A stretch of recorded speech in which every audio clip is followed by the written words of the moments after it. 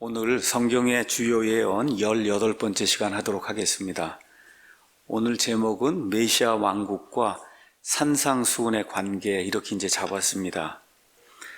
저희가 이 책을 벌써 시작한 지 17주가 지났습니다. 이 책은 성경의 주요 예언, 제목이 이렇게 돼 있고, 미국의 유명한 달라스, 우리가 보통 달라스 신학교 그렇게 얘기하는데, 미국 사람들 표현으로 댈러스 신학교 그쪽에 학장, 아마 총장을 지내신 존 월부우드라고 하는 분이 창세기부터 요한계시록까지 성경에 나오는 주요 예언 37개를 이렇게 간추려서 하나님의 말씀이 우리에게 무엇을 이야기하는가, 이거를 체계적으로 보여주는 그런 책입니다. 그래서 지금까지 17번을 강해를 했고, 그 강해한 모든 내용이 창세기부터 말라기까지 이렇게 해서 17번 구약 성경에 나오는 하나님의 예언의 말씀들, 이걸 다루었습니다. 오늘부터 20번 정도는 신약 성경의 예언들과 그 예언들의 성취에 대해서 살펴보려고 합니다. 먼저 지난 17번의 강해를 통해서 월부드 박사님이 우리에게 주려고 했던 그 주요 메시지가 뭔가, 이걸 한마디로 요약을 하면 성경 말씀을 문자 그대로 읽고 문자 그대로 받아들여야 된다. 이것이 그분이 이렇게 열렬하게 이 하나님의 말씀들을 설명해 주면서 우리에게 강조했던 그런 바입니다. 자, 그래서 이 성경을 있는 그대로 읽고 있는 그대로 해석을 하고 그대로 받아들이면 우리가 어떠한 사실을 알 수 있냐? 구약 성경과 신약 성경에 나오는 가장 중요한 주제가 뭐냐? 그건 하나님이 이 땅에 하나님의 왕국을 세우려고 하는 것이다. 왕국. 그러니까 그냥 신약 성경만 읽으면 그냥 요한복음 읽고 이렇게 하면서 사람이 구원받는 거, 구원 대단히 중요한 거예요. 개개인의 그 입장에서는. 그렇지만 하나님 편에서 봤을 때는 그 구원이라고 하는 게 왜 필요하느냐? 결국은 첫 아담을 하나님께서 만드시고 그 아담을 통해서 하나님이 이루시려고 하는 그런 왕국을 이 땅에 세우셔서, 그래서 하늘에 있는 하늘의 천사들에게까지 하나님의 온갖 지혜를 알려주시려고 하나님의 커다란 계획을 가지고 이런 일들을 시작을 했는데, 마귀의 유혹에 빠져서 결국 첫 아담이 죄를 범하게 되고, 그래서 하나님께서 마지막 아담을, 예수님을 보내셔서, 그래서 궁극적으로 첫 아담이 이루지 못한 그 하나님의 왕국, 그 왕국을 이 땅에 이루는 거, 이 일을 하려고 하는 게 신구약 성경의 가장 큰 주제 중에 하나다. 이거를 월부드 박사님이 지금까지 계속해서 이야기를 했습니다. 그래서 구약 성경 가서 한번 잠깐 보겠습니다. 구약 성경 창세기 5장에 가서 보시면 이런 말씀이 기록이 되어 있어요.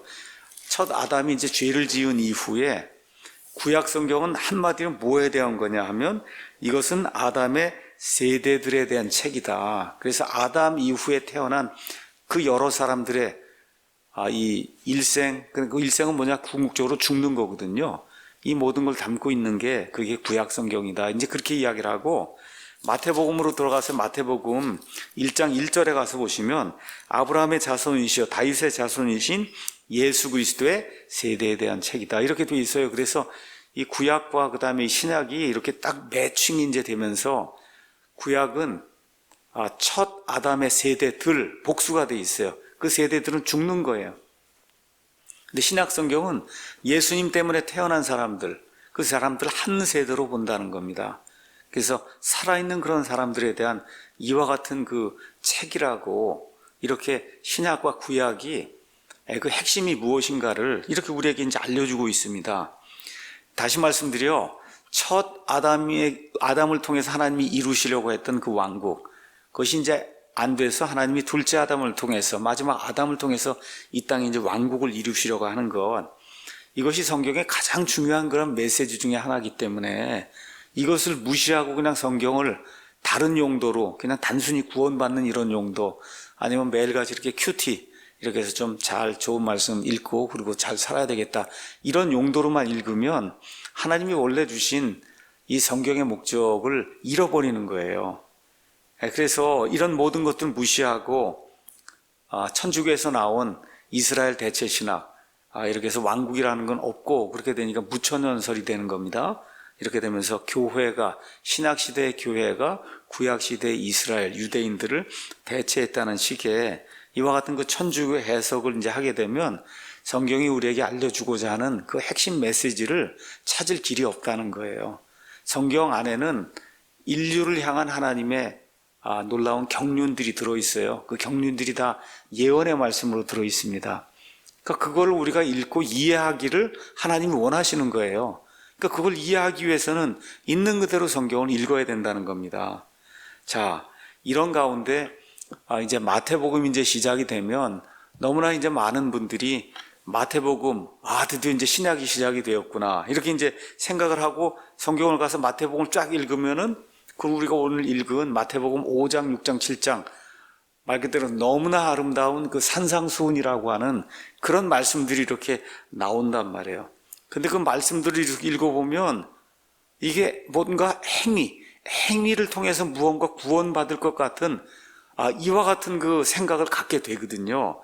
그래서 로마서를 통해서 하나님의 말씀을 계속 강의하는 분들이 뭐라고 얘기해요? 믿음으로 구원받는다, 행위로 구원받지 못한다, 이거 얘기를 쭉 하고 나서 그러고는 그 다음 주에 가서 마태복음 5장을 펴고 설교를 하면서 또 이제 행위 이걸 대해서 되는 것처럼 이렇게 하면 이게 사람들이 굉장히 혼동에 빠지거든요. 그렇잖아요. 그러니까 이 말씀이 주어진 대상이 누구인가를 정확하게 파악하지 않고 말씀을 강의하면 그러면 어려움이 생기는 거예요. 이거는 한국에서만 발생하는 게 아니라 미국에서도 똑같은 일이 발생을 합니다. 그래서 마태복음의 이 산상수훈을 구원의 복음으로 이해하면 반드시 넘어질 수밖에 없거든요. 그래서 이런 것들을 잘 이해를 해야 된다는 거예요. 그래서 마태복음은 성도 마태가 누구를 위해서 기록해 놓은 거냐? 가서 보세요. 아브라함의 자손이시오 다윗의 자손이신 예수 그리스도의 세대에 대한 책, 이렇게 이제 이야기하면서 이 메시아를 바라고 있는 그 유대인들에게 너희가 잡아서 십자가에서 피를 흘려 죽게 만든 바로 그분이 구약 성경에 나오는 바로 그 메시아, 우리가 그토록 고대하는 그런 메시아다. 이와 같은 그 핵심의 말씀을 유대인들에게 주기 위해서 이렇게 기록한 말씀이 마태복음이기 때문에 저와 여러분이 마태복음 이제부터 읽을 때 신약은 구체적으로 언제부터 시작이 되라 했어요? 십자가 사건 이후부터가 신약이거든요. 이후부터가 신약이에요.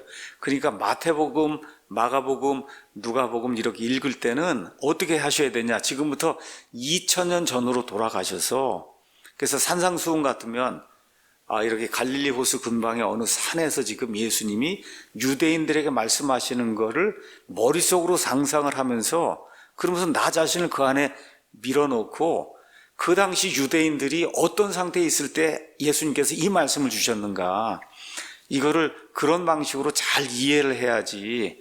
그렇지 않고 이거를 구원의 복음으로 이제 착각을 하게 되면 이렇게 선을 행하고 뭘 행하고 이거 하지 못하면 그럼 구원받지 못한다, 이런 식이 이제 된단 말이에요. 그러니까 어떤 분들이 이제 저희 교회에 이제 오시는데 그렇게 얘기를 하는 거예요. 그 목사님이 이거 마태복음 이런 거 가지고 그래서 애들 잡아다가 말 안 듣고 그러면 너 지옥 간다 그러고, 여러분 이게 말 안 듣는다고 지옥 가는 게 아니잖아요. 그렇죠? 그러니까 이게 마태복음을 그렇게 이해를 하고, 그래서 너 부모 말 안 들으면 지옥 간다 그러고, 이게 목사가 해야 될 말이 아니거든요. 근데 그런 교회 2만 명씩 모인다는 거예요. 그래서 그런 분이 지난주에 왔길래 제가 한번 물었습니다. 아니 도대체 어떻게 그런 교회를 다닐 수 있느냐. 그렇게 이제 물어봤어요. 제가 하도 뭐라 그럴까 신기해서 한번 좀 물어봤어요. 아이들이 이렇게 말 안 들을 거면 데려다가 너 그렇게 말 안 들으면 지옥 간다 그러고, 이게 말이 안 되는 거 아니에요. 근데 그게 다 어디서 나오는 거냐? 여기 마태복음에 나오는 산상수훈 이런 거를 구원의 복음으로 지금 착각을 하고 있기 때문에, 그래서 이와 같은 그 결론에 다다르게 되는 거거든요. 그러니까 거기 가서 보시면 내 손이 너를 실족하게 하든 그걸 잘라내버려라 그러잖아요. 그렇죠? 이런 것들이 이제 그걸 구원의 방도로 이렇게 착각을 하다 보니까 부모 말을 안 듣거나 뭘 안 하거나 교회에 무슨 말을 안 듣거나 그러면 그냥 가서 쉽게 지옥 간다 그러고 이와 같은 말을 하는 거거든요. 그것도 목사가 그렇게 한단 말이에요. 참 안타까운 그런 일이 이제 생기게 되는 겁니다.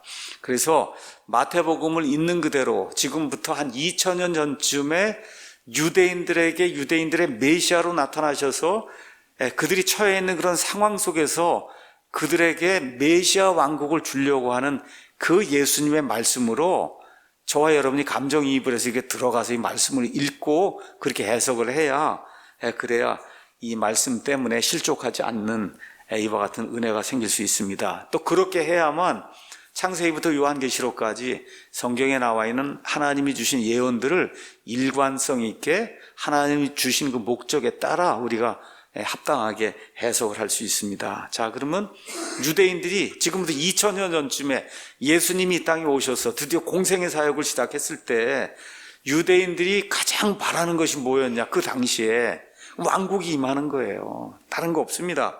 마태복음 3장 2절 가서 보니까 침례자 요한이 외치죠. 너희는 회개하라. 하늘의 왕국이 가까이 왔느니라. 여기 너희는 다른 사람 아닙니다. 유대인들이에요. 너희는 회개하라.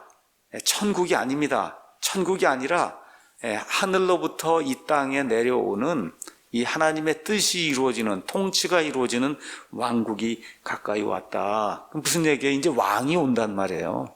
메시아가 온다. 그런 얘기죠.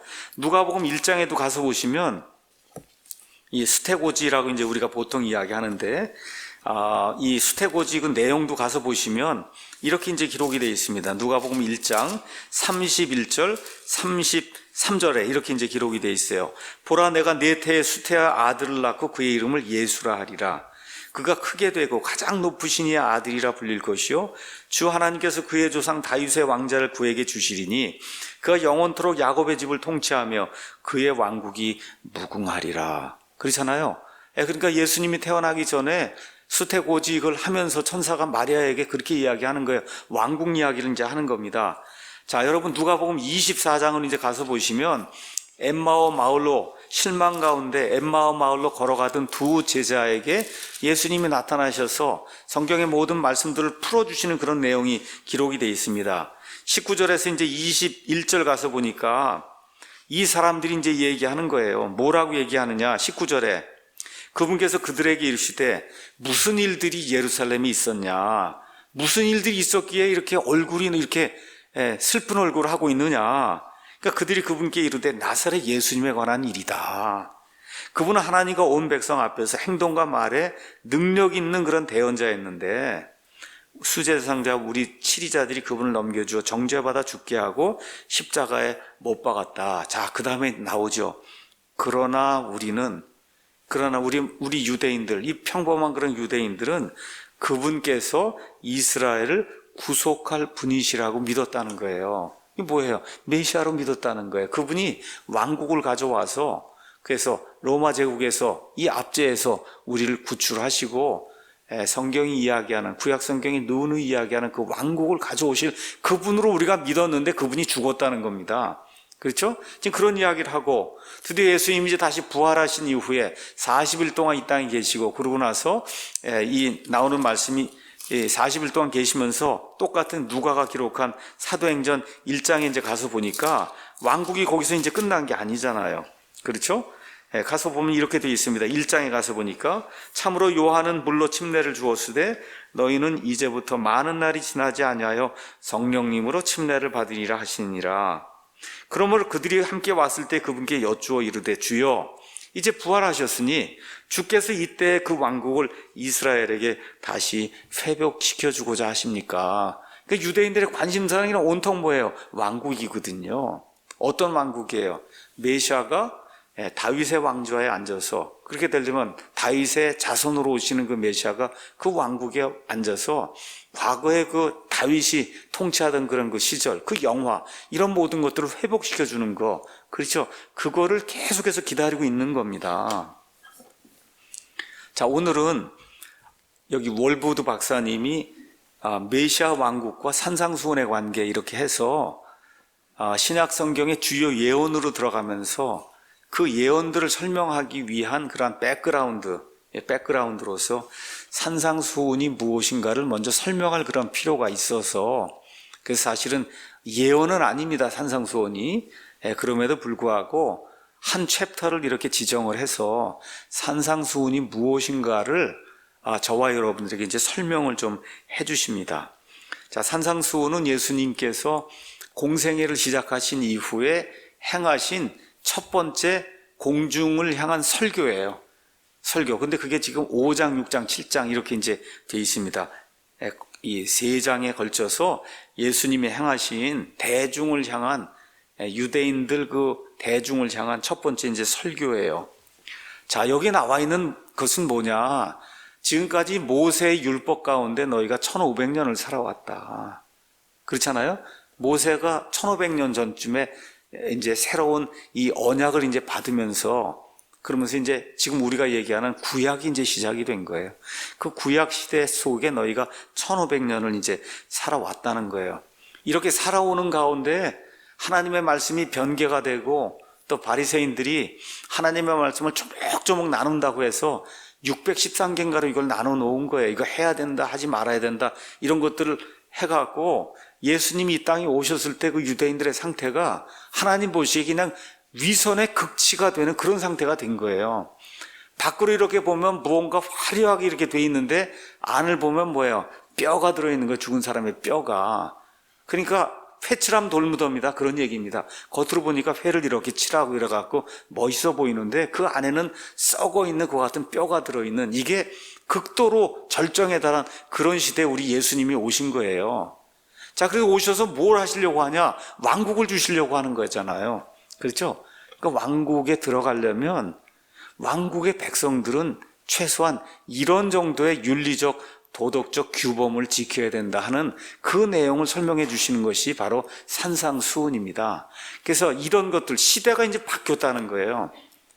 영어로 이야기하면 dispensation, 하나님이 이 유대인들과 인간들을 이렇게 다루시는 경영 방법이 이제 달라진다는 겁니다.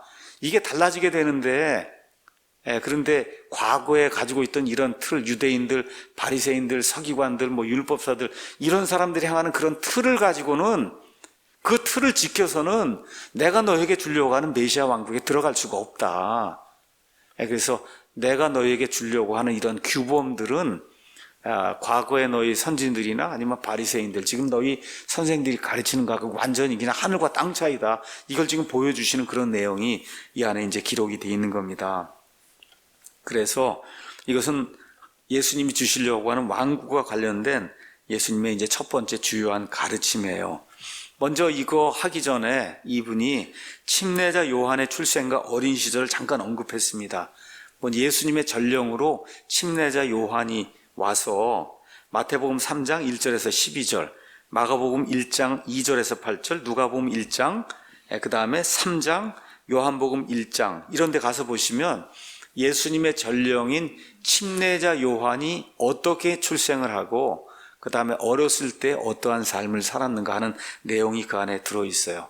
그러면서 침례자 요한의 출생에 대해서 이야기하면서 성경이 이사야서 40장 3절에서 5절, 우리 한번 잠깐 가서 볼까요? 이사야서 40장 3절에서 5절 말씀 가서 보니까 이렇게 기록이 되어 있습니다. 광야에서 외치는 자의 소리가 있어 이르기를 너희는 주의 길을 예비하라. 사막에서 우리 하나님이 우리의 큰 길을 곧게 만들라. 모든 골짜기가 도두어지며 모든 산과 작은 산이 낮아지고 구부러운 곳이 곧게 되며 험한 곳이 평탄하게 될 것이요 주의 영광이 나타나고 모든 육체가 함께 그것을 보리. 주의 영광이 나타나는 게 누구예요? 이건 것이 아니라 누구예요? 사실은 예수님, 하나님의 아들이 나타나는 거란 말이에요. 모든 육체가 함께 그것을 보리라. 주의 입이 그것을 말씀하셨느니라 라고 이미 예수님과 침례자 요한이 출생하기 약 700년 전쯤에 하나님께서 대언자 이사야를 통해 예수님 앞에 달려갈 전령 침례자 요한, 이 요한의 출생에 대해서 이야기했고, 말라기 3장 1절에도 그 말씀이 이제 나와 있습니다. 자, 그래서 침례자 요한의 출생 자체도 하나님이 미리 700년 전쯤에 또 오시기 400년 전쯤에 이 대언자들을 통해서 말씀해 주셨다는 거, 이제 그 말씀을 저와 여러분이 기억해야 된다 하고 저자가 이제 이야기를 하고, 그 다음에 이제 침례자 요한의 출생과 더불어 우리 주 예수님의 출생에 관한 이와 같은 말씀이 마태복음 1장에서 2장, 그 다음에 누가복음 1장, 2장, 그 다음에 3장, 요한복음 1장 14절 이런 데 이제 기록이 되어 있습니다. 자, 그래서 저와 여러분이 여기 나와 있는 그 말씀들, 제가 금방 인용했던 마태복음, 마가복음, 누가복음, 요한복음 그 앞부분에 침례자 요한이 출생하는 거, 우리 예수님이 출생하는 거, 이런 부분들을 가만히 가서 있는 그대로 읽어보시면, 그러면 이분들이 지금 전하려고 하는, 복음서의 기자들이 지금 전하려고 하는 그 예수님이 어떤 분이냐, 말 그대로 이스라엘의 예언된 메시아요, 하나님의 아들이요, 구원자라고 하는 이와 같은 말씀들을 계속해서 전달해 주는 거예요. 그래서 그 마태복음, 마가복음, 누가복음, 요한복음의 앞부분만 그냥 가서 딱 이렇게 요약 정리를 하면, 예수님은 구약 성경에 예언된 대로 이스라엘 백성의 구원자와 메시아로 오시는 그런 분이라고 한 사실을 그냥 문자 그대로 이렇게 읽으면 어느 누구도 그걸 부인할 수 없게 성경이 그렇게 예언의 말씀으로 주어져 있습니다. 침례자 요한이 요한복음에 가서 보면 이렇게 이제 기록을 하고 있습니다.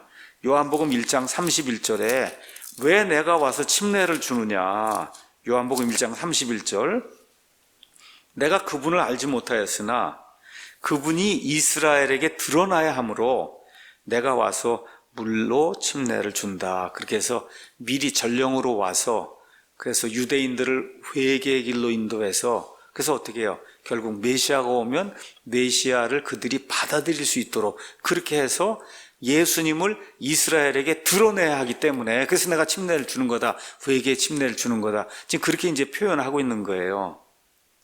자, 그러면 왕국이라고 하는 것이 어떻게 표현이 되어 있냐? 예수님이 공생애를 시작하시면서 마태복음 4장 17절 가서 보시면 이렇게 이제 기록이 되어 있습니다. 그때부터 시험 다 받으시고, 그리고 예수님께서 선포하기 시작하여 이르시되 회개하라, 하늘의 왕국이 가까이 왔다. 영어로 이제 가서 보시면 The kingdom of heaven is at hand. hand가 요거잖아요. 핸드가 얼마나 가까워요. 우리 몸 안에 이 핸드, 이렇게, 이게 손이 아무리 멀어봐 저기까지 못 가잖아요. at hand, 바로 핸드에 있다는 거예요. 하나님의 왕국이 바로 여기 손에 다 있다는 거예요. 그 정도로 지금 가까이 왔다. 예수님이 이제 그렇게 이야기하는 거예요. 그래서 가까이 왔다, 이렇게 이제 표현하는 겁니다. 마가복음에도 가서 보시면 동일한 말씀이 이렇게 표현이 되어 있습니다. 마가복음 1장 14절에 이제 요한이 감옥에 갇힌 뒤에 예수님께서 갈릴리에 오셔서 하나님의 왕국의 복음을 선포하여 이르시되 때가 찼고 하나님의 왕국이 가까이 왔으니 너희는 회개하고 복음을 믿으라 하시니라, 이렇게 기록이 되어 있는데, 이게 중요한 말씀이 14절에 하나님의 왕국의 복음에, 지금 왕국의 복음을 믿으라고 하는 건데, 지금 뭐 개역성경을 비롯해서 모든 현대 역본에는 뭐가 빠져 있어요? 왕국이 빠져 있는 거예요. 그냥 하나님의 복음을 믿으라. 그래서 천국 가는, 이런 식으로 지금 표현이 돼 있어요. 우리 킹제임스 성경을 비롯한 올바른 그런 성경에는 하나님의 왕국의 복음을 선포했다, 이렇게 기록이 돼 있고, 그 왕국의 복음을 믿으라고 유대인들에게 예수님이 말씀하신 걸로 그렇게 이제 기록이 돼 있습니다. 이것이 맞는 거예요. 자, 그래서 여기 나오는 예수님 말씀하신 그 왕국, 그건 뭡니까? 구약 성경에 계속해서 이어져 나오는 하나님이 이 땅에 메시아를 통해서 이루시겠다고 하는 그 왕국. 이게 이제 다니엘서 2장 44절에는 이 왕국이 이렇게 이제 표현이 되어 있습니다. 제가 한번 읽어보겠습니다. 이 왕들의 시대, 세상의 왕국이 쭉 변천해 가면서 이 왕들의 시대, 하늘의 하나님께서 한 왕국을 세우실 터인데 그것은 결코 멸망하지 아니하리이다. 그렇죠? 하늘의 하나님이 이 땅에 세우는 왕국이기 때문에 그 왕국을 하늘의 왕국이라 부른다. 이게 뭐 어려운 게 아니에요. 어려운 게 아니에요. 그냥 성경을 있는 그대로 번역을 하고 있는 그대로 저와 여러분이 받아들이면 성경이 그냥 성경을 해석하는 거예요.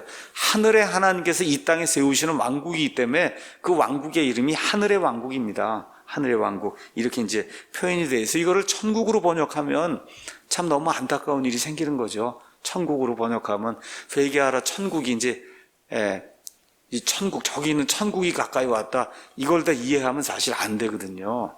지금 유대인들은 그런 걸 기대하는 게 아니에요. 이 땅에 메시아가 와서, 그래서 로마 제국의 압제에서 자기들을 구원하고, 그렇죠? 그렇게 되면서 이 땅에 하나님이 구약시대 대언자들을 통해서 이루시고자 말씀했던 그 왕국 세우는 거, 지금 그거를 기대하고 있는 겁니다. 자, 그러면 이제 어떠한 문제가 발생하느냐? 그 왕국에 들어가려고 하면 도대체 어떠한 자격 요건을 갖춰야 되느냐. 지금 유대인들이 이제 착각하고 있는 게 있어요. 그래서 그 유대인들이 착각하고 있는 것들을 해결하기 위해서 그래서 예수님이 산상수훈의 말씀을 마태복음 5장, 6장, 7장에 이렇게 길게 주신 거예요. 그냥 한 번에 다 말씀하신 겁니다. 5장, 6장, 7장을. 자, 그래서 이 일부는 마가복음 4장 21절, 23절, 누가복음 6장 20절에서 49절, 8장 16에서 18절, 11장 1절에서 4절, 9절에서 13절, 33절에서 36절에도 이 산상수훈 내용의 일부가 그 안에 들어 있습니다. 근데 마태복음이나 5장, 6장, 7장에 산상수훈 전체가 이제 다 들어 있는 거예요. 자, 말씀드린 대로 구약 성경의 핵심 주제는 왕국입니다. 자, 그래서 유대인들은 메시아가 오면 왕국의 영광을 가져올 것이다, 이렇게 생각을 했어요. 그 왕국의 영광이라는 건 뭐냐? 그 당시 사람들의 입장에서는 지금 로마 제국의 압제하에서 고통을 당하고 있으니까 일단 메시아가 오면 로마 제국에서 우리를 해방시켜 줄 거다. 이제 그게 첫 번째예요. 그렇죠? 그렇게 해서 우리가 이제 독립적인 국가가 될 거다. 이제 이런 것들 기대하고 있는 거예요. 또 이사야서는 이렇게 해서 메시아 이 예언을 가서 문자 그대로 살펴보면 메시아가 오면 엄청난 복을 가지고 옵니다. 이 땅에, 이 유대인들에게.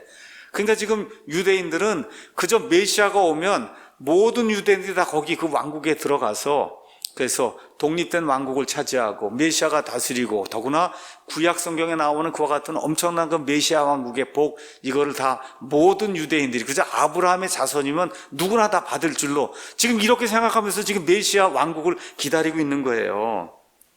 자, 그런데 이 사람들이 알지 못한 게 있어요. 아무나 들어가는 게 아니라는 겁니다. 그 메시아 왕국에 유대인들하고 다 들어가는 게 아니다. 거기에 자격 요건이 있을 거 아닙니까? 그렇잖아요. 그 자격 요건이 무엇인가에 대해서는 구약 성경에 안 나와 있단 말이에요. 그럼 예수님이 지금 왕국을 가져오셔서 그래서 이들에게 왕국을 주시려고 하면, 그럼 지금 우리나라도 헌법에 따라서 어떤 사람이 국민이다 이런 게 다 정해져 있듯이 그 왕국의 국민, 시민이 되려고 하면 이런 사람들이 돼야 된다는 걸 예수님이 먼저 선포를 하시고, 그러고 나서 어떻게 해요? 세상을 다니시면서, 유대 땅을 다니시면서 왕국으로 들어오라고 초청을 해야 될 거 아닙니까? 여러분 이해하시겠죠? 그러니까 일단 공생애를 시작을 하시면서 먼저 내가 주려고 하는 왕국, 이 왕국의 시민이 되려고 하면 이러이러한 자격 요건을 갖춰야 된다. 이거를 먼저, 그래서 우리나라도 대한민국을 세우기 전에 뭘 먼저 만들었어요? 헌법을 먼저 만들었잖아요. 헌법을. 마찬가지 지금 이게 유대인들에게 주시고자 하는 메시아 왕국이 그냥 헌법이라고 생각하시면 돼요. 거기 들어오려면, 거기에 살려면 그러면 이러이러한 조건을 갖춰야 된다. 그거를 이 유대인들에게 이야기를 하고 유대인들이 깨닫도록 하지 않고 그냥 유대인이면 다 들어가는 걸로 지금 착각하고 이런 상황 속에서 그대로 두면 안 되기 때문에 공생애 시작하시자마자 산상수훈이 나오는 거예요. 공생의 맨 끝부분에 나오는 게 아닙니다. 공생이 시작하자마자 산상수훈이 나오는 거예요. 내가 지금부터 주려고 하는 왕국, 그 왕국의 백성이 되려면 이러이러한 자격 요건을 갖춰야 된다. 자, 그런데 많은 분들이 예수님이 말씀하신 이 왕국에 들어가는 그 사람들의 자격 요건, 아니면 도덕 규범, 윤리 규범, 아니면 헌법, 그렇죠? 이런 것들을 잘못 이해하고 그래서 오해하기 때문에 여기서 실수를 이제 범하고 있어요. 예수님은 메시아로 지금 오셔서 자신이 이 유대 땅에 세울 그 왕국, 그 왕국에 지금 도덕 규범, 헌법 규범을 지금 주려고 하는 건데, 많은 분들이 이걸 읽으면서 천국에 들어가려면 이렇게 해야 된다, 이렇게 착각을 하는 거예요. 여러분 이해하시겠어요? 이거를 천국으로 번역을 해놓고 그렇게 그걸 읽으려면 천국에 들어가려고 그러면 할 일이 엄청 많은 겁니다, 이게. 여러분 이해하시겠죠? 그렇게 이해하다 보니까 이게 충돌을 하는 거예요. 로마서는 이렇게 쭉 읽으면 행위는 안 된다 그랬는데 이걸 지금 천국으로 이해하고 해서 천국에 들어가려고 하니까 해야 될 일이 너무 많은 거예요. 이렇게 해서 이게 충돌을 일으키다 보니 그러니까 이제 어려움이 생기는 겁니다. 어려움이. 자, 물론 유대인들이 이 왕국을 받아들였습니까? 받아들이지 않았습니까? 안 받아들였죠. 그래서 3년 반 동안의 공생애를 마치고 예수님 마태복음 23장 끝부분에 가서 너희가 주의 이름으로 오시는 이여 하고 난 메시아를 메시아로 받아들이기 전에는 다시는 나를 보지 못한다 이렇게 말씀하셔서 초림 때 주시려고 했던 그런 왕국이 재림의 때로 연기되는 그런 내용이 그 안에 이제 기록이 되어 있습니다. 자, 그럼에도 불구하고 이제 우리는 성경 처음부터 끝까지 뭘 공부하고 있는 거예요? 성경의 주요 예언을 지금 공부하고 있잖아요. 그 주요 예언 중에 이제 예수님과 관련된 이런 예언들을 해석하기 위해서는 이들이 왕국을 받아들이지 않았음에도 불구하고 예수님이 원래 주려고 의도했던 이 산상수훈의 말씀이 무엇인가를 그냥 이렇게 쭉 따라가면서 한번 살펴볼 그런 필요가 있다는 거예요. 자, 산상수훈과 관련해서 두 가지 이렇게 극단적인 해석이 있습니다. 두 가지 극단적인 해석. 하나는 자유주의자들, 천주교 이런 데서 이제 주장하는 거예요. 이것은 뭐냐면 여기 산상수훈에 나와 있는 하늘의 왕국을 천국이라고 생각을 하고 그 천국에 들어가려면 많은 행위를 해야 된다. 이렇게 해서 산상수훈을 복음, 구원의 복음으로 이해를 하고 이렇게 해서 행위구원 메시지를 전달하는 이와 같은 극단적인 가르침이 있습니다. 우리는 물론 그렇게 이야기하지 않습니다. 그렇게 이야기하지 않아요. 자, 다시 한번 말씀드리겠습니다. 여기 지금 말씀드리고자 하는 그 핵심 메시지는 이게 왕국의 규범이에요. 왕국의 규범. 그런데 이 안에는 유대인들에게만 해당되는 그런 원리들이 들어있는 것이 아니고 지금 이 시대 우리 교회에도 해당되는 그런 원리들이 분명히 있습니다. 그런데 우리를 구원하는 복음이 되려면은 지금 우리가 얘기하는 복음으로 구원받는다는 이 은혜의 복음이 되려면 그 안에 뭐가 들어있었냐? 예수님의 십자가와 예수님이 피를 흘리고 십자가에서 죽으신 것과 그 다음에 4월 동안 묻히신 것과 그 이후에 예수님이 부활하신 것, 이게 들어있어야 그게 복음이란 말이에요. 그렇죠, 여러분? 근데 이게 산상수훈에 그게 전혀 없습니다. 다 뭐예요? 의롭게 행하는 게 지금 들어있는 거잖아요. 그렇지 않습니까?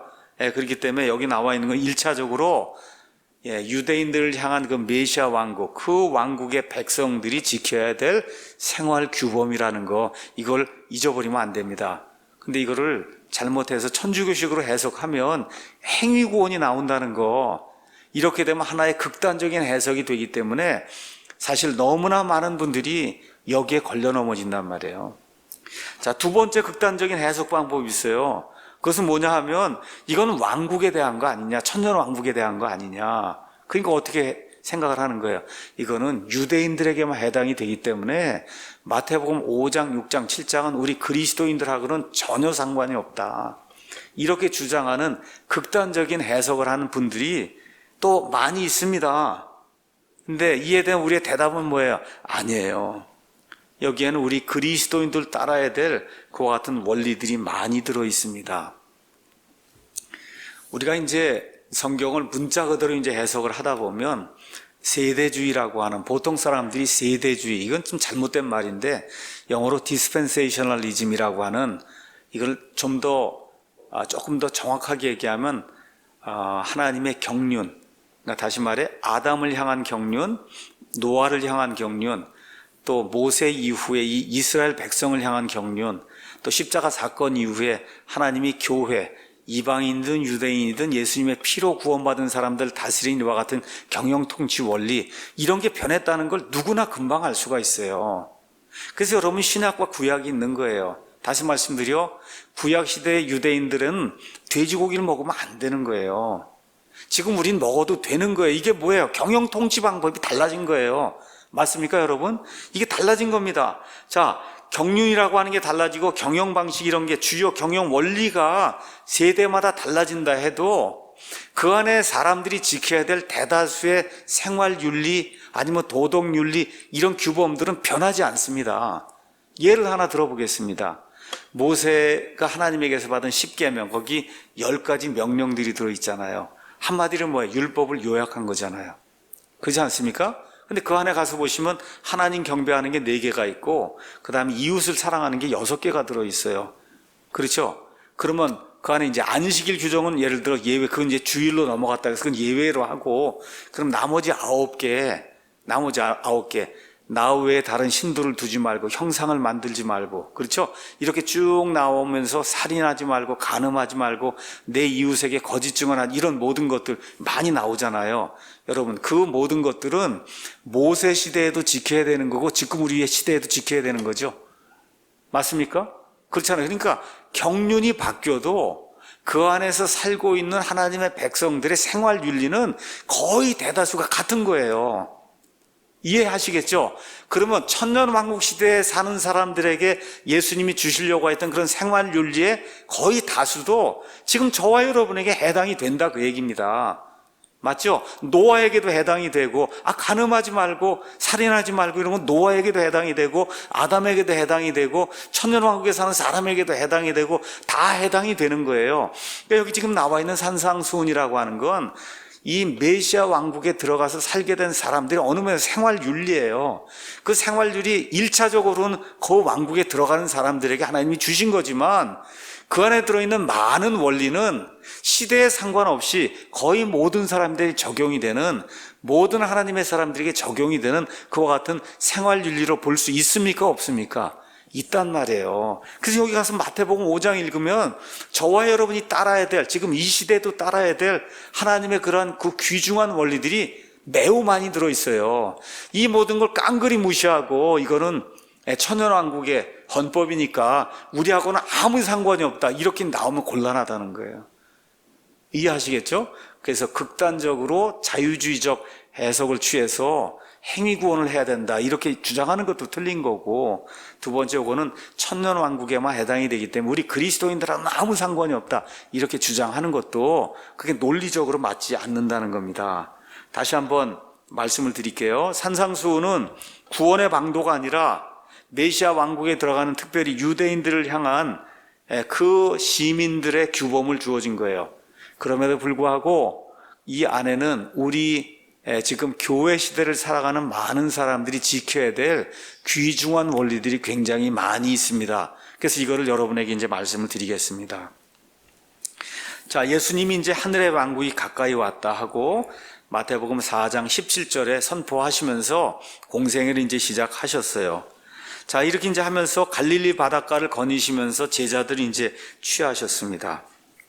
23절 가서 보니까 예수님께서 온 갈릴리에 두루 다니사 그들의 회당들에서 가르치시고 왕국의 복음을 선포하시며 백성 가운데서 온갖 종류의 질환과 온갖 종류의 질병을 고치시니 그분의 명성이 심지어 온 시리아, 이 이스라엘 바로 위에 시리아가 있고 이 왼쪽으로 지중해 쪽은 레바논이 있어요. 그 레바논이 성경에 두로와 시돈이라고 표현이 돼 있어요. 두로와 시돈, 지금의 시리아, 똑같은 시리아를 얘기하는 겁니다. 이렇게 되니까 그들이 모든 병든 자들을 데리고 예수님께 오니까 예수님이 그들을 고쳐주신 거예요. 그랬더니 갈릴리와 데가볼리는 요르단강 오른쪽에 있는 것과 같은 지역이고, 예루살렘과 유다와 요르단 건너편에서 온 큰 사람들의 큰 무리들이 그분을 이제 따라오기 시작했어요. 그분께서 그 무리들을 보시고 갈릴리 바닷가 어느 근처에 어느 산에 지금 올라가셔서, 그래서 우리가 보통 그걸 팔복산이라고 이제 이야기하는데, 그래서 이제 왕국의 규범들을 이 사람들이 이제 가르치시는 거예요. 자, 그럼 이 사람들의 지금 관심사는 뭐냐? 예수님이 왕국을 주신다 그러잖아요. 그럼 여러분, 저와 여러분도 어떻게 저분을 쫓아가면 나도 왕국에 들어갈 수 있겠구나 생각하고 지금 쫓아오는 거 아닙니까? 그러니까 가장 큰 관심사가 뭐냐? 어떻게 해야 거기 들어갈 수 있느냐? 가장 큰 관심사잖아요. 그렇죠? 다시 말해, 저분이 주려고 하는 그 메시아 왕국에는 어떤 사람이 들어갈 수 있는가? 근데 그 당시에 많은 사람들 생각엔, 심지어 사도 바울의 일생을 봐도 알고 뭐예요? 바리새인들이나 서기관들이나 율법사들이 얘기하는 613가지 그 율법, 해라 안 해라 이런 것들을 지켜야만 지금 하나님의 계시는 그 천국에 들어갈 수 있다고 지금 생각했는데, 이분이 오셔서 지금 하늘의 왕국을 주신다고 하니, 그러면 이 왕국에 들어가려면 바리새인들이 가르치는 거하고 뭐가 다른가? 여기에 지금 관심을 가지고 있는 거 아니에요. 이렇게 되니까 예수님이 한마디로 이렇게 얘기한 거예요. 바리새인 율법사들이 지키라고 하고 하는 그런 모든 것들 그냥 완전히 100% 무시하면 된다는 거예요. 다시 말씀드려, 내가 메시아 왕국에 들어가야 될 사람들의 특성을 먼저 너에게 이야기해 주겠다. 그렇게 이야기하면서 예수님이 강조한 게 뭐냐? 바리새인들은 외적 형식을 강조하는데 내가 주려고 하는 그 왕국의 백성이 되려고 하면 내적으로 변화가 생긴 사람이 거기에 들어갈 수 있다. 그래서 바리새인들처럼 외적으로는 화려한데 내적으로 완전히 썩어 있는 이 위선자가 되면 안 된다. 그래서 위선자라고 하는 말이 예수님의 입에서 많이 나오는 거예요. 외적으로는 화려한데 속이 썩어 있는 이런 거 되면 안 된다. 이렇게 하면서 예수님이 처음 주신 말씀이 뭐냐? 그분께서 입을 열어 그들을 가르쳐 이르시되, 첫 번째, 영이 가난한 자들은 복이 있나니 하늘의 왕국이 그들의 것이기 때문이다. 자, 예수님이 하늘의 왕국을 주려고 하는데 하늘의 왕국의 소유자는 영이 가난한 사람이 돼야 된다는 거예요. 이 겉이 뭐 이렇게 화려하고 이런 게 아니라 영이 가난한 사람. 그렇죠? 그 다음에 애통하는 자들은 복이 있나니 그들이 위로를 받을 것이기 때문이요. 이렇게 나오면서 온유한 자들은 복이 있나니 그들이 땅을 상속받는 거예요. 여러분, 왕국이라고 하는 거 땅에 지금 이 땅에서 이루어지는 왕국이기 때문에 그 땅에서 이루어지는 왕국을 상속받는다. 그게 뭐예요? 그 왕국 백성이 되는 거잖아요. 그렇죠? 이렇게 되려면 온유한 사람이 돼야 된다. 애통하는 그런 사람들이 돼야 된다. 지금 그렇게 이야기하는 겁니다. 자, 이렇게 되면서 6절, 7절에 뭐가 나오냐? 의 얘기가 나오는 거예요. 천년왕국에서 하나님이 사람들을 다스리시는 그와 같은 어떤 핵심 원리는 의예요. 의는 righteousness예요. 올바른 거예요. 그러니까 그 의에 줄이고 목마른 자들은 복이 있나니 그들이 배부르다. 그게 무슨 얘기예요? 그것이 성취가 된다는 거예요. 자, 그런데 바리새인들의 의는 아니라는 거예요. 그 사람들의 의는 겉은 화려한데 속은 완전히 부패가 된 이거거든요. 그러니까 예수님이 그런 거 원하는 게 아니다. 이제 그렇게 이제 이야기하시는 거예요. 자, 그래서 왕국 백성의 의는 예수님 아예 구체적으로 얘기합니다. 5장 20절에 내가 너희에게 이르노니 너희 의가 서기관들과 바리새인들의 의를 능가하지 아니하면 너희가 결코 하늘의 왕국이 들어가지 못한다는 거예요. 근데 바리새인 중에 한 명이 누구예요? 사도 바울이죠. 사도 바울이 뭐라 그랬어요?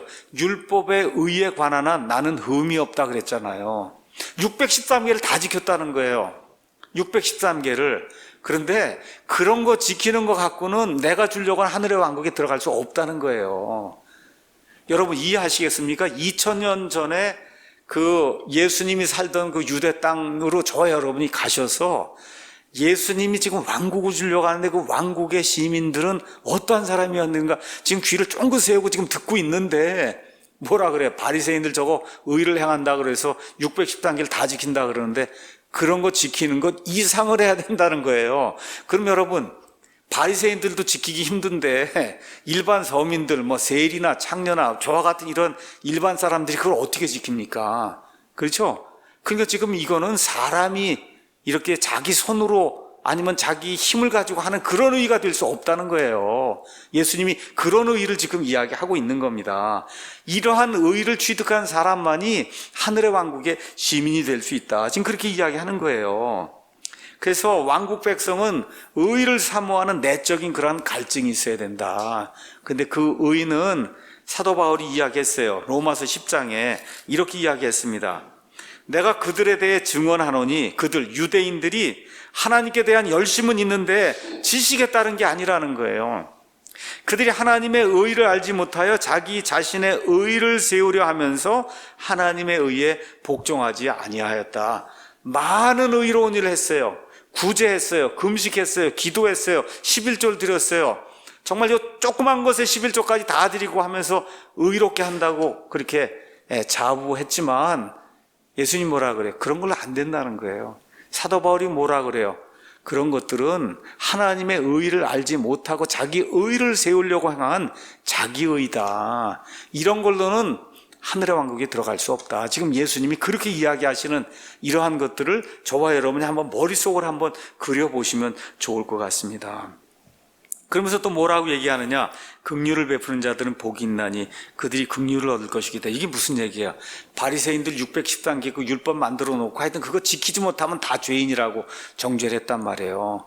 그렇잖아요. 그 중에 하나라도 지키지 않으면 나는 다 지켰는데 너희 왜 지키지 않았느냐 하고 사람들 책망하고 정죄했단 말이에요. 이렇게 되니까 긍휼을 베풀어야 된다. 나는 희생물이 아니라 긍휼을 원한다고 하는 그 말이 뭔지 너희가 알지 못하느냐. 예수님이 계속 말씀하시잖아요. 그런 이야기를 하는 거예요. 그러니까 메시아 왕국 거기 들어가려면 긍휼을 불쌍히 여기는 그런 마음을 가져야 된다. 이렇게 이제 이야기하는 겁니다. 그러고 나서 8절 9절에 마음이 순수한 자들, 그들이 하나님을 본다. 사실 여기서 하나님을 본다는 건 예수님이 바로 하나님이잖아요. 그 메시아 왕국에 들어가서 통치하신 걸 하나님을 사실 본다는 얘기예요. 그렇게 하고 마지막으로 화평케 하는 자들, 영어로 피스메이커, 트러블 메이커가 아니라 피스메이커. 그래서 사람을 자꾸 괴롭게 하는 이런 사람이 아니라 이렇게 사람들을 화평하게, 화목하게 만드는 그런 사람들이 하나님의 아이들이라고 이제 불리는 그러한 일이 이제 생긴다고 이 하늘의 왕국에서 예수님이 이제 말씀해 주시는 거예요. 이렇게 이제 하면서 10절에 의로 인하여 핍박받는 자들은 복이 있나니 하늘의 왕국이 그들의 것이기 때문이다. 다시 말씀드립니다. 바리새인들의 의 이런 거 말고 하나님이 진정으로 원하시는 그 내적인 그런 의, 이걸 지키려고 하니까 오히려 바리새인들이 와서 탄압을 하잖아요. 그래서 바리새인들의 이와 같은 그 핍박을 받고 종교인들의 핍박을 받고 하나님이 주시는 그런 의, 하나님이 원하시는 그런 의를 찾으려고 애를 쓰는 그런 사람들이 뭐라 그래요? 하늘의 왕국이 그들의 것이랬잖아요. 그렇죠? 이렇게 지금 이야기해주는 그러한 그 문맥을 저와 여러분이 같이 이해를 하는 것이 이제 좋습니다. 자, 그래서 까닭 없이 핍박당하는 자들은, 이런 것들은 사실은 모든 세대에서 그렇게 핍박당하는 자들은 복을 받는 거지 꼭 천년왕국에 들어가는 사람들만 복을 받는 게 아니잖아요. 그렇죠? 이런 것들은 이제 이 시대에 다 적용이 되는 거예요. 그러고 나서 예수님 뭐라고 말씀하셨느냐? 너희는 땅의 소금이다. 소금이 맛을 잃으면 무엇으로 그것을 짜게 하겠느냐. 아시는 것처럼 유대인들의 그 소금은 이렇게 산에서 이렇게 캐낸 그와 같은 그 소금이에요. 그래서 이거를 그냥 두면은 그 소금 맛이 다 빠지고 나면 말 그대로 흙덩어리가 되는 거예요. 그렇죠? 아무짝에 설명이 없다는 거. 그 다음에 14절에 너희는 세상의 빛이니 산 위에 세운 도시가 숨겨지지 못하리라. 이건 사실은 너희는 세상의 빛이니라. 그렇게 하나고, 그 다음에 산 위에 세운 도시가 숨겨지지 못하리라. 이게 하나예요. 두 개가 똑같은 얘기를 하는 거예요. 여러분, 어두운데 저기 빛이 있으면 그거 못 볼 사람이 어디가 있어요? 그렇잖아요. 그 다음에 이번에 이제 이스라엘 여행 가서 보니까 도시들이 다 어디에 세워져 있어요? 산 위에 세워져 있는 거예요. 산 위에 집들이 다 있는 거예요. 그러니까 산 위에 집들이 있기 때문에 안 볼 수가 없는 거예요. 저 위에 있는, 저 밑에 있으면 안 보이지만, 그렇죠? 다 꼭대기에 있는데 눈만 뜨면 그냥 보이는 거예요. 너희가 그런 사람이 돼야 된다. 지금 그렇게 이야기하는 거예요. 그렇죠? 그 다음에 이제 그렇게 이야기하면서 사람들이 등잔불을 켜서 통 밑에 두지 아니하고 등잔대에 이르더나니 그리하여 그것이 집안의 모든 사람에게 빛을 준다. 이와 같이 너희 빛을 사람들 앞에 비추어 그들이 너희의 선한 행위를 보고 하늘에 계신 너희 아버지께 영광을 돌리게 해라. 이것도 여러분 그 시대에만 해당이 돼요? 지금도 해당이 돼요. 지금도 해당이 되고 노아 시대에도 해당이 되고 모세 시대에도 해당이 되고 이런 거예요. 이게 그런 원리들이, 이런 걸 예수님이 이제 말씀을 해주신 거예요. 자, 이렇게 얘기하면서 사람들이 이제 오해할까봐 예수님이 덧붙이시는 내용이 이제 17절부터 이제 나오는 거예요. 아니 왕국 백성이 되려면 이런 사람이 돼야 된다 얘기하니까 사람들 마음속에 그럼 모세율법하고 왕국은 무슨 관계가 있습니까? 이렇게 물을 거 아닙니까? 그렇죠? 여태까지는 모세율법을 지키라고 그러고 해서 바리새인들이 613개를 만들고 이렇게 해서 율법을 지금 지켜왔는데, 그럼 하나님의 왕국에 들어가려고 하면 모세율법은 그냥 깡그리다 무시하면 되는 겁니까? 이런 생각이 들 수밖에 없잖아요. 그 예수님이 덧붙여서 이야기하는 거예요. 내가 율법이나 대언자들의 글을 폐하러 온 줄로 생각하지 말라. 구약시대 그 말씀들 폐하러 온 게 아니다. 뭐라고? 폐하러 오지 아니하고 어떻게 해요? 성취하러 왔노라. 그래서 구약시대 그 모든 말씀들을 어떻게 성취하시고, 그리고 십자가 이후에 신약시대를 여시려고 오신 분이 바로 예수님이라는 거예요. 그렇죠? 그렇게 이제 말씀하시고는 예수님이 아주 심오한 말씀을 5장 18절에 주십니다. 진실로 진실로 내가 너에게 이르노니 하늘과 땅이 없어지게 하는 율법에서 1.1획도 결코 없어지지 아니하고 마침내 다 성취가 된다 해서 하나님 말씀의 영감과 그 다음에 보존 1.1획, 점 말 그대로 점, 획이라고 하는 거 그건 여러분이 기억이 있고 기억 옆에다 하나 짝대기 하나 더 그으면 기억이 되잖아요. 요런 것까지도 다 보존이 된다는 거예요. 그냥 사상이 보존이 되는 게 아니라 글자가 보존이 되는 거예요. 글자의 점과 획까지도 보존이 된다. 예수님이 그렇게 지금 말씀을 해주시는 겁니다. 그렇죠? 그래서 이런 말씀 이제 해주시고, 그렇기 때문에 구약시대에 나와 있는 그 하나님의 말씀이 유대인들에게 지금 이야기하는 겁니다. 그러므로 누구든지 가장 작은 이 명령들 중에 하나, 구약 성경에 나오는 그런 명령들 중에 하나를 어기고 또 그렇게 하라고 사람들을 가르치는 자, 이 사람 하늘의 왕국에서 가장 작은 자다. 그게 무슨 얘기예요? 하늘의 왕국에는 여전히 율법이 있고, 그렇죠? 율법의 일부분들, 이 재림의 때에 지켜져야 될 그와 같은 율법의 일부분들은 여전히 지켜진다는 거예요. 그래서 에스겔서 40장에서 48장에 나오는 천년왕국 성전 가서 보시면 여전히 제사장이 있고 레위 사람들이 있고 제물을 갖다 바치는 그런 일이 있고, 그렇죠? 레위 사람 제사장들이 왜 있어요? 구약시대 율법을 지키기 위해서 있는 거거든요. 이게. 그래서 그러한 일들 이루어진다. 다 이루어지는 건 아닙니다. 스가랴서 14장 가서 보시면 다른 건 모르겠지만 장막절을 지켜야 된다 그렇게 나오거든요. 그래서 그러한 모세율법의 최소한 일부분이 그대로 지켜지고 모세율법 자체는 천년왕국이 끝날 때까지 보존이 된다고 하는 이와 같은 말씀을 예수님이 이제 주시는 거예요. 자, 이렇게 이야기하면서 구약시대와 그 다음에 메시아 왕국의 특성이 무언가를 구체적으로 얘기를 해주시는 거예요. 5장 21절에서 22절. 옛날 사람들 구약성경 모세율법에는 살인하지 말라 그렇게 기록되지 않았느냐.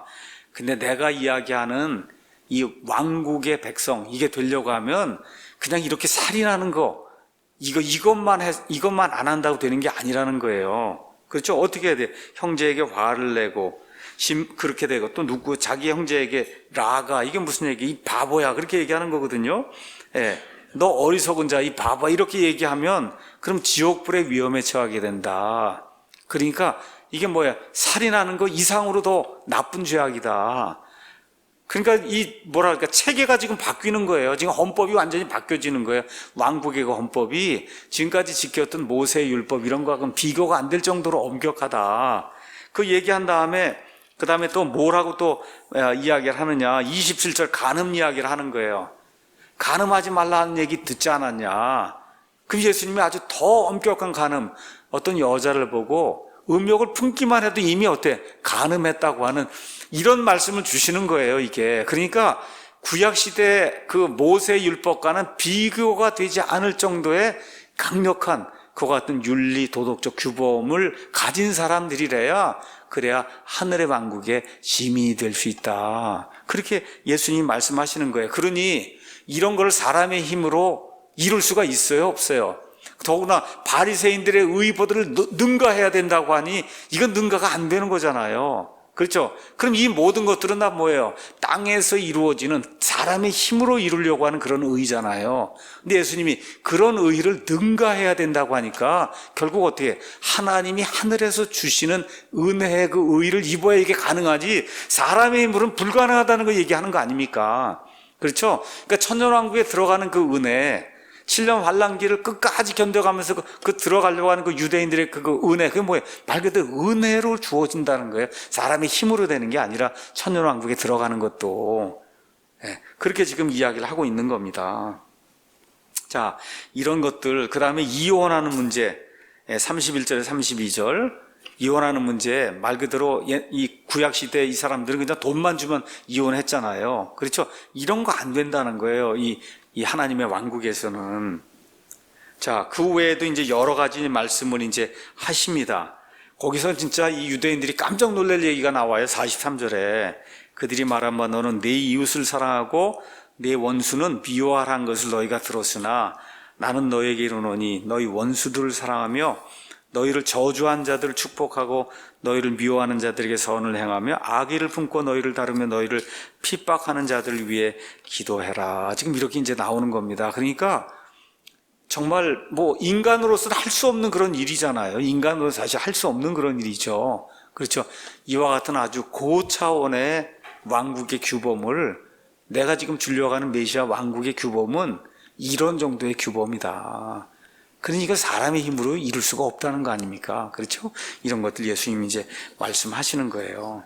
자, 이게 끝난 다음에 이제 6장으로 넘어가서는 이 믿음의 삶을 어떻게 살아야 되는가. 지금까지 바리새인들이 어떻게 했어요? 여기 6장 1절에 가면 너희는 사람들에게 보이려고 그들 앞에서 구제하지 아니하도록 주의해라. 어떻게 해요? 내가 저 사람에게 100만 원 줬습니다 하고 나팔을 불었거든요.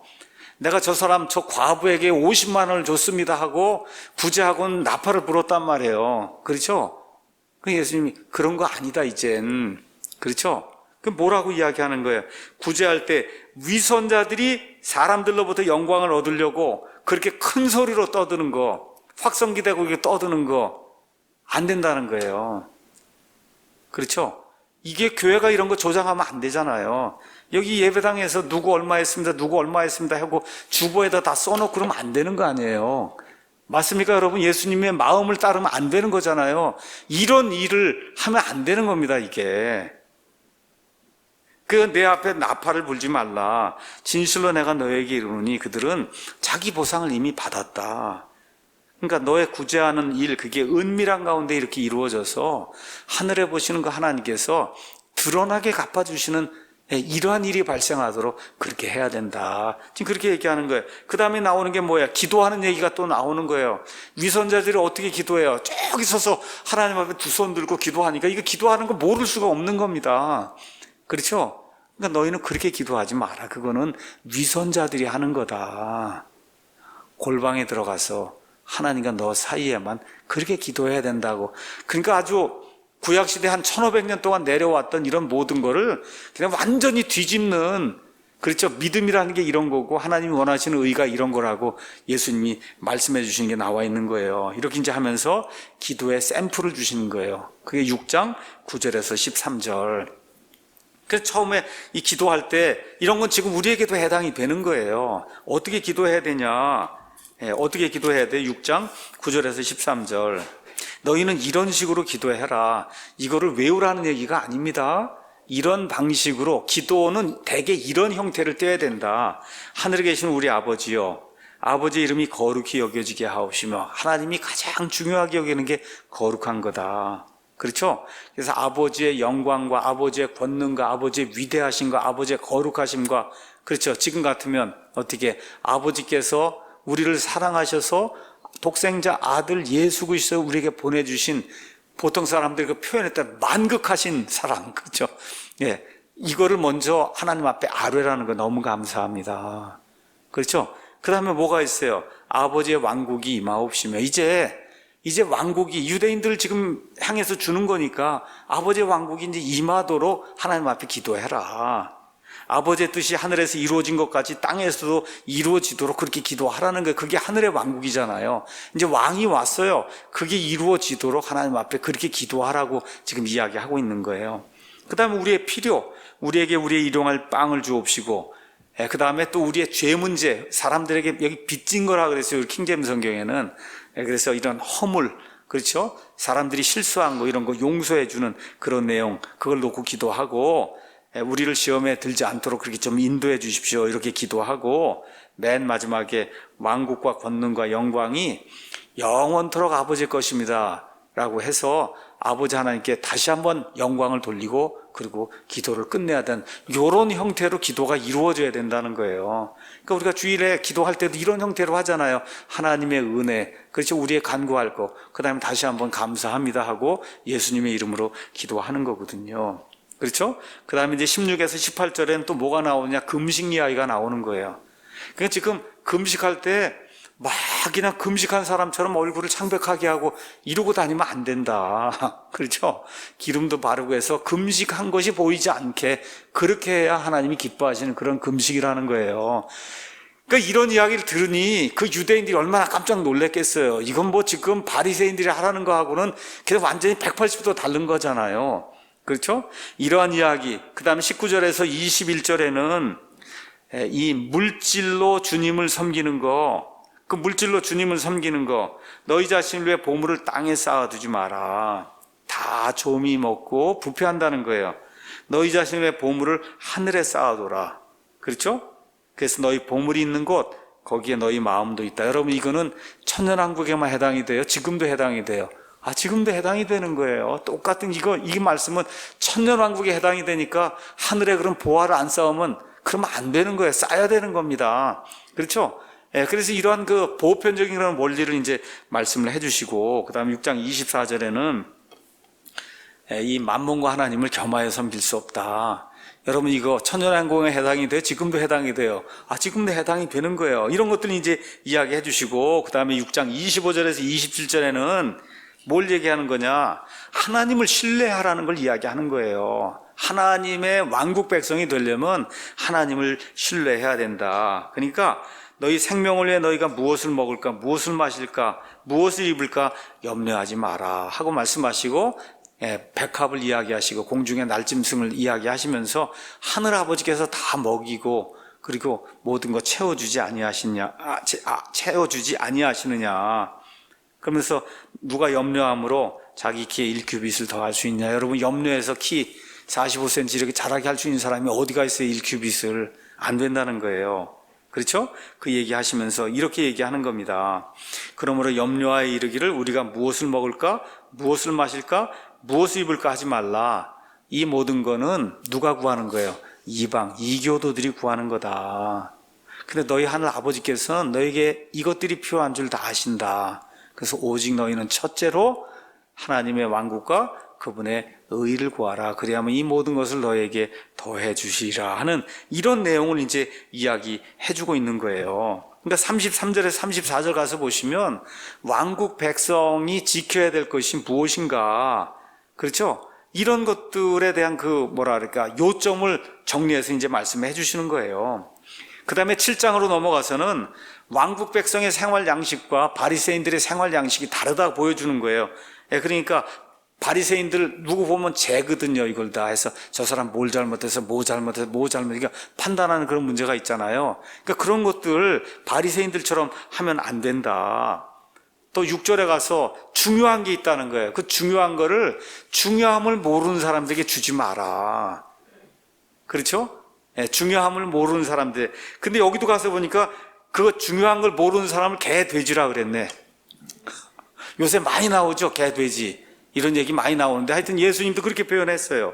자, 그래서 중요한 거를 중요하게 여긴 사람들에게 가져다 줘야 된다. 이제 그런 이야기를 이제 했습니다. 그 다음에 이제 7장 7절에서 8절에는 기도 생활, 기도는 어떻게 하는 건가 이런 거 이제 가르쳐 주시고, 그 다음에 생활 방식을 요약을 이렇게 했어요. 가서 보니까 12절에 이게 황금률이라고 이야기하는 거예요. 그러므로 무엇이든지 사람들이 너에게 해주기를 바라는 모든 것을 너희도 그들에게 그대로 해라.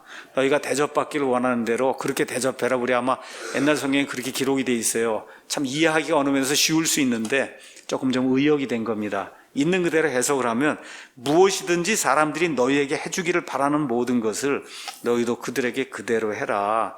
이것이 율법이요 대언자들이다. 이제 예수님이 그렇게 말씀하시고 그리고는 결론을 내리는 거예요. 13절 14절에 하늘의 왕국에 들어가는 거는 좁은 길로 들어가는 거다.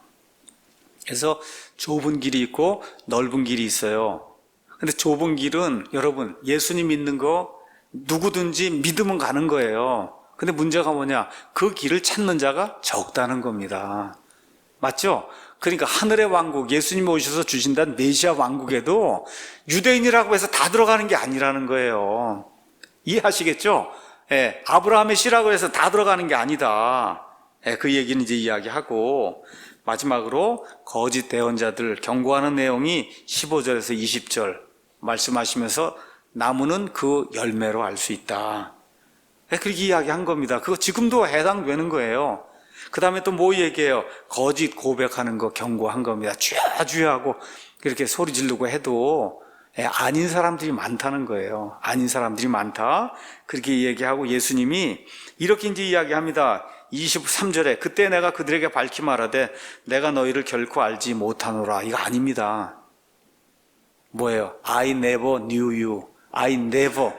한 번도 안 적이 없다는 거예요. 예수님이. 알았다가 지금 모른다고 그러는 게 아니라 주여 주여 하고 이렇게 소리를 지르고 했지만 한 번도 그 사람을 나는 안 적이 없다. 예수님이 그렇게 엄청나게 무서운 그와 같은 경고의 말씀을 주시는 겁니다. 그렇죠? 그리고 최종 결론을 내리는 거예요. 자, 지금까지 내가 5장, 6장, 7장에 걸쳐서 이 왕국 백성이 지켜야 될 그 규범을 이렇게 이야기했는데 요 말들을 잘 듣고 그리고 왕국의 백성이 되려고 하는 그런 사람은 반석에 집을 지은 그런 사람과 같다. 그렇죠? 그냥 대충 듣고 그냥 대충 뭐 이렇게 하고 아브라함이시니까 난 들어간다고 생각한 사람은 모래에 집을 지은 그런 사람과 같다. 근데 어떻게 홍수가 나면 알아본다는 거예요.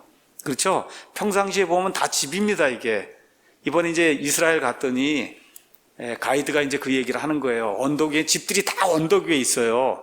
그럼 이제 비가 내리면은 그럼 어떻게 언덕에 있는 집들은 다 까딱없이 그냥 있는 게 근데 그 언덕이 거기가 다 바위산처럼 돼 있어요. 그리고 거기 어떻게 돼요? 비가 오면 모래가 쓸려 내려가서 저 밑에 이제 고입니다. 여기 평지에 이렇게 고여 있어요. 비가 조금만 이제 지나가고 난 다음에 얼마 지나면 여기가 단단해져요. 그래서 사람들이 거기다 집을 짓는단 말이에요. 근데 비만 한번 오면 어떻게 돼요? 저 위에 있는 건 그대로 있는데 이건 그냥 다 쓸려 내려간다는 거죠. 그러니까 유대 사람들의 그와 같은 그 지형을 가서 보면 언덕에 집을 짓지 않으면 안 되게 돼 있는 거예요. 이 밑에다 지으면 그러면 쉽지만 여러분 벽돌이고 뭐고 해서 저 위까지 끌고 올라가야 집을 짓는데 그렇게 짓지 않으면 비 한번 내려오면 그냥 다 끝나고 마는 거거든요. 그래서 왕국 백성이 되려고 할 땐 내 말을 귀담아 들어야 된다. 모래 위에 집을 짓는 자가 있고 반석 위에 집을 짓는 자가 있다 할 때 그 반석이 어떤 거예요? 예수님이란 말이에요. 예수님의 말씀이라는 겁니다. 이런 것들 이야기를 한 거예요. 자, 이렇게 해서 산상수훈을 끝내니까 엄청난 말씀이 그 안에 기록이 돼 있어요. 28절 한번 가서 봐. 7장 28절. 예수님께서 이 말씀들을 마치심에 사람들이 그분의 교리에 깜짝 놀라니 이는 그분께서 권위를 가진 자로서 그들을 가르치시고 서기관들 같이 하지 아니하셨기 때문에 이거 한 번도 들어본 적이 없는 거예요. 지금까지는 뭐 613개 지키냐 안 지키냐 이거 갖고 판단받고 정죄받고 뭐 이런 것들 지금 했는데 예수님이 그런 거 깡그리 다 무시하고 속사람이 변해야 된다 하고 바리새인들이 생각해 볼 수도 없는 그런 높은 수준의 이와 같은 도덕 윤리 규범을 이렇게 제시하니까 말 그대로 깜짝 놀라는 그런 일이 생겼다. 성경이 그렇게 기록하고 있는 겁니다. 자, 산상수훈은 뭐냐? 예수님에 대한 믿음, 하나님에 대한 믿음, 이거 가지고 회심을 해야만 그래야 하늘의 왕국에 들어갈 수 있는 거지 아브라함의 자손이라 그래서 다 들어가는 게 아니다. 그렇죠? 그 다음에 또 뭘 강조해요? 내적인 변화뿐만 아니라 외적인 변화까지 같이 나타나야 된다는 거예요. 안도 변하고 세상에 빛이 되려고 하면 바깥도 변해야 된다는 겁니다. 그래서 산상수훈은 1차적으로 하늘의 왕국, 그 하늘의 왕국에 들어갈 백성을 향한 영적인 가르침이고 윤리 도덕적인 가르침이고 아니면 헌법이라고 이야기할 수 있어요. 그런데 예수님이 가지고 올려왔던 그 왕국은 영적인 왕국이 아니고 이 땅에 다윗의 왕좌에 앉아서 진짜로 세상을 통치하는 정치적인 그와 같은 의미의 메시아 왕국입니다. 그래서 이제 이 하늘의 왕국을 유대인들에게 주시려고 하면서 유대인들이 가지고 있던 오해를 제거하시기 위해서 누구나 다 들어가고 누구나 그러는 게 아니다. 이런 것들을 제거하시고 하늘의 왕국에 헌장을 주시면서 나를 따른 사람은 이런 사람들이 돼야 되고 이런 사람들만 하늘의 왕국에 들어갈 수 있다. 그래서 이런 것들을 문맥에 맞게 제대로 이해를 해야 신구약 성경의 가장 큰 주제, 그게 뭐예요? 왕국이잖아요. 이 땅에 왕국을 세우시는 거, 이거를 이해할 수가 있고, 우리가 지금 공부하는 게 뭐예요? 이게 성경의 주요 예언이잖아요. 이 주요 예언이 왕국과 관련해서 쭉 이루어지는 건데, 이것들 이해하려면 산상수훈을 제대로 이해해야 된다. 그래서 저자가 한 챕터를 따로 떼어서 산상수훈이 무엇인가를 이야기했다는 거, 그걸 여러분이 기억하시면 좋을 것 같습니다. 여기까지 하고 마치겠습니다.